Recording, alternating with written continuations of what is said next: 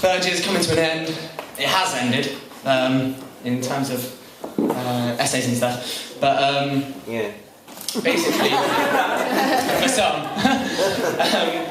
But yeah, basically I wanted to take you through my time at Falmouth. And I thought I'd do a poem from each year. And in my first year, I was so angry at the world, and I thought that to write poetry I had to be even more angry, and I had to have something to say, and I had to shout at people. So in first year I performed at Neutral Norway's, one of their open mic nights, and I wrote a poem called Hold Up, Hold Tight, and I said this. Hold up, hold tight, listen to my lyrics as they take flight, let them soar through your ears and pierce your opinions like Claire's accessories. I'ma leave you black and yellow with the best of these words on my wrists, pounding from my fists, let my bones break and my lyrics make you hear the most of my complaints.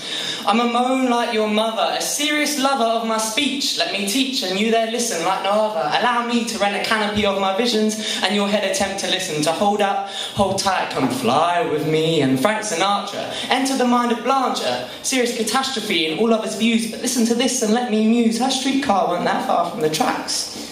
And we shouldn't have to look back to see if we're moving straight. Mate, don't hesitate to hate on me when I leave you at the station, because I've got no time for your frustration. For me, I'm a fly high, let my head break the sky and the heavens rain down on your parade. And you know why? Because I've got it made, so hold up and hold tight.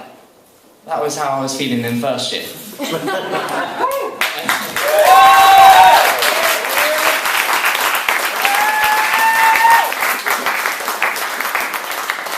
And then in the second year, I still had this anger, but I'd learned so much about technology, and you know, I hate stuff like this and this and this and this and this. I hate technology and how accessible we all are. So I wrote this poem about a reunion I had with some old school friends, and I said this: I've been waiting for this reunion for weeks, for these old friends to become new in my life once again. For us to reminisce over school trips, past relationships, fish and chips on the corner, a moment on the lips, a lifetime on the hips, and our asses could make a total eclipse. I've been waiting to laugh over greys which at the time had us sobbing into each other's shoulders. We were no rock to each other, we were each other's boulders, keeping each other grounded, feet firmly on the floor, complimenting just enough so our heads would still fit through the door. Nando's was the perfect choice of places as I smile around at these reunited faces with their chins pressed to their chest. One ear cocked towards me at best as their fingers fleetingly fly over keypads worn down over time. We did not get much reuniting done over that hot peri-peri sauce. Did not laugh at Miss Blunt, Mrs. Lisa or Mr. Claus. I've been waiting for so long for that time we did meet. I was tagged in 3 status updates, 1 blog and 4 tweets. Oh, and some photos popped up of our awesome time. To technology we are devoted, yet to personality we are blind. I will no longer wait for these mechanic faces whose screens do shine brighter than their eyes that are now lost to the techno sublime. That was my second year.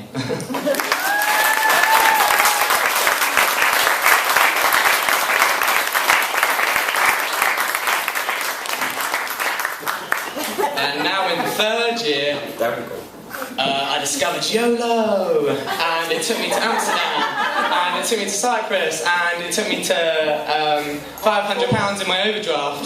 And I asked Dorian the other day to come and train volleyball with me on the beach, and my reasoning was YOLO, to which he quickly replied, NOLO. And he kind of shot me down. He did shoot me down, and I had no response. So fair play to you, sir. And basically, now I've come to the end of it all, and I've realised that my future is now. And for so long we've been looking at this light at the end of the tunnel, and now we're there, and my future is not all that well lit, and I have to deal with it as it is. So this last poem is called I've Finished. And it's not been recited before, and it goes like this.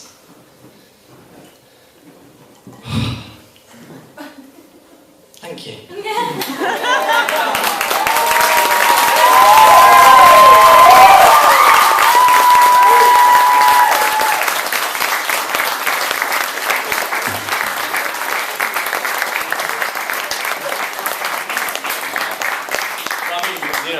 last one for me. I thought the words were so moving. Okay.